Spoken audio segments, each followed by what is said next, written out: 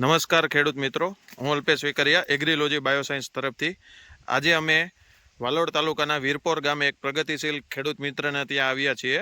તો એ ખેડૂત મિત્રનો પરિચય મેળવીએ. તમારું નામ? રોહિતભાઈ કલ્યાણભાઈ પટેલ. ઓકે, તમારું ગામ? વીરપોર. Mobile number?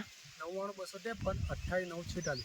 ઓકે રોહિતભાઈ, આપણે જે એગ્રીલોજી બાયોસાયન્સનું તમે જે માઇકોરાઇઝા દાણાદાર વાપર્યું હતું, બરોબર છે, એ ટોટલ આ જે શેરડી છે, શેરડી તમારે કેટલા મહિનાની છે? 4 કે 5 મહિના. બરાબર છે, 4-5 મહિનાની શેરડી છે. એમાં તમે ખાતરના ડોઝમાં શું શું વાપર્યું હતું? ખાતરમાં માઇક્રોરાઇઝા, ડીએપી આપ્યું, પોટાશ આપ્યું ને ઉડિયા આપ્યું ને સાગરિક આપ્યું. ઓકે, હવે આ જે એગ્રીલોજી બાયોસાયન્સનું આપણે જે માઇકોરાઇઝા તમે આપ્યું હતું, બરાબર છે, એ માઇકોરાઇઝા આપ્યા પહેલાની સિચ્યુએશન અને માઇકોરાઇઝા આપ્યા પછી તમને શું ફરક દેખાણો?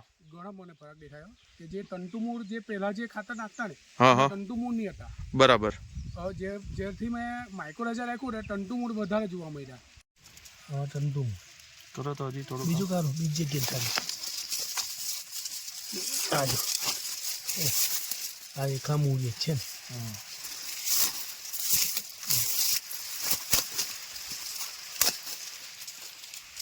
જો ઓહો, મૂળ ડેવલપિંગ બહુ વધારે પડતું એમ ને? તમે ખેડૂતો ત્યારે શું હતું? હે આવો ટટ્ટુ મૂળ જ નીકળેલા એમ. જો તમે આ જો તમે ટટ્ટુ મૂળ.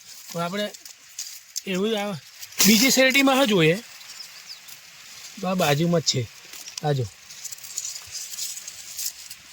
આ મૂળ જો આ એકલા ટંટુ મૂળ. બરાબર છે. એને લીધે ગ્રીનરીને નીચે જે ખોરાક હોય તે બી. તમે જે ખેડાણ કર્યું, તમને વધારે ક્યારે ખબર પડી મૂળનો કે બહુ બધા મૂળ ડેવલપ થયા છે એવું? મેં જ્યારે ખેડવાનું ચાલુ કર્યું, મેં જાતે જ ખેડ્યું.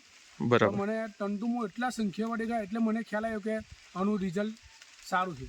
બરાબર. તો રોહિતભાઈ, આપણે તમે જે બીજા ખેડૂત મિત્રો છે એને આપણે જે એગ્રીલોજી બાયોસાયન્સના માઇકોરાઇઝા વિશે શું કહેવા માંગશો?